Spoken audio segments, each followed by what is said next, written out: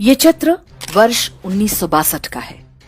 दावा किया जाता है कि इस चित्र में इंदिरा गांधी अपने गहने भारतीय सेना को दान कर रही हैं। उन दिनों चीन के साथ युद्ध की स्थितियां बनी हुई थीं।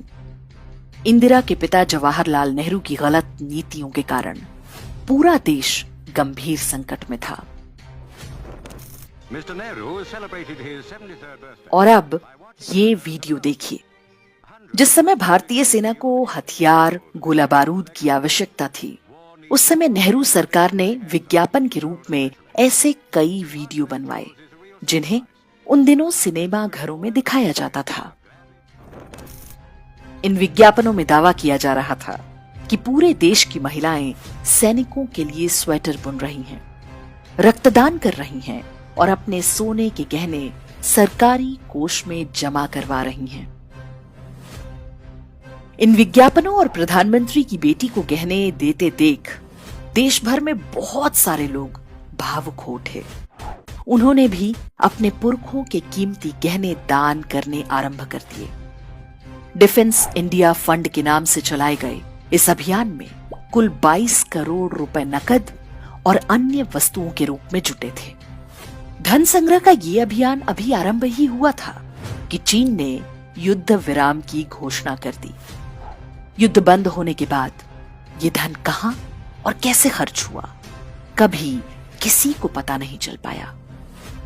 कुछ वर्ष पहले ही शोध संस्था ऑब्जर्वर रिसर्च फाउंडेशन के एक फेलो ने दावा किया कि भारतीयों से युद्ध के नाम पर जुटाए गए सोने के गहने आज भी रिजर्व बैंक के खजाने में पड़े हुए हैं। चीन युद्ध जिन क्षेत्रों में हो रहा था, वहां 0 डिग्री से कम तापमान होता है। विज्ञापनों में जो स्वेटर दिखाए गए थे, वैसे भी सैनिकों के किसी काम के नहीं थे। सोने के लिए गांधी परिवार की हवस का असली दृश्य वर्ष 1975 में आपातकाल के समय देखने को मिला।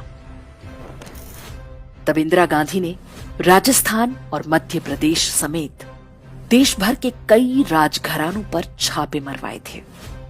विशेष रूप से जयपुर की महारानी गायत्री देवी और ग्वालियर के सिंधिया घराने को निशाना बनाया गया। जयपुर की महारानी गायत्री देवी बहुत आकर्षक और गरिमामयी व्यक्तित्व वाली महिला थी।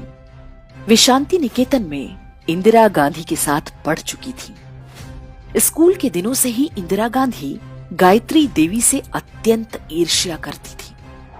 पत्रकार खुशवंत सिंह ने लिखा है कि इंदिरा गांधी एक आत्ममुग्ध महिला थी। उन्हें अपने से सुंदर कोई स्त्री कभी सहन नहीं होती थी। गायत्री देवी भी इसी का शिकार बनी। कहते हैं कि देश भर में राजाओं का प्रिवी पर्स बंद करने का निर्णय भी इंदिरा गांधी की इस ईर्ष्या का परिणाम था।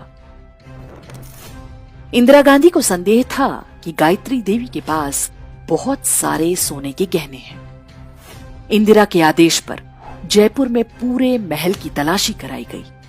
बताते हैं कि जयगढ़ किले को पूरी तरह से खुदवा डाला था, लेकिन कुछ विशेष नहीं मिला। छापेमारी के अंतिम दिन राज परिवार से संबंधित मोती डूंगरी महल के तहखाने में 800 किलो सोना मिल गया। वो सोना वहां पर रखा है, इसकी जानकारी राज परिवार के सदस्यों को भी नहीं थी। ये सारा सोना सरकार ने जब्त कर लिया था। ये आरोप भी लगते हैं कि जो सोना मिला था, उसका एक बड़ा हिस्सा गायब करवा दिया गया था। इंदिरा गांधी की डाह ऐसी थी कि उन्होंने महारानी गायत्री देवी को लगभग 6 महीने तक तिहाड़ जेल में भी बंद करवा कर रखा था। उन पर टैक्स चोरी और तस्करी जैसी धाराएं लगाई गई थी। जेल में वो बहुत बीमार थी, फिर भी इंदिरा सरकार ने उन पर रहम नहीं किया। गायत्री देवी की महानता आप इसी बात से समझ सकते हैं कि जब संजय गांधी की विमान हादसे में मृत्यु हुई, तो उन्होंने सांत्वना व्यक्त करने के लिए इंदिरा गांधी को फोन किया, लेकिन इंदिरा गांधी ने उनसे बात तक करने से मना कर दिया। तो जब प्रियंका गांधी वाड्रा कहती हैं कि उनकी दादी ने देश के लिए अपना सोना दान दे दिया था, तो आप स्वयं अनुमान लगा सकते हैं कि सच क्या रहा होगा। 55 सालों के लिए कांग्रेस की सरकार रही है। किसी ने आपसे सोना छीना, आपके मंगलसूत्र छीने। इंदिरा गांधी ने अपना सोना, जब जंग हुई थी, अपना सोना देश को दिया। चीन युद्ध के लिए सोना देने का ड्रामा हो या सोने के लिए राजघरानों पर अत्याचार, ये सारी घटनाएं नेहरू गांधी परिवार और उसके वारिसों की मानसिकता को बताती है।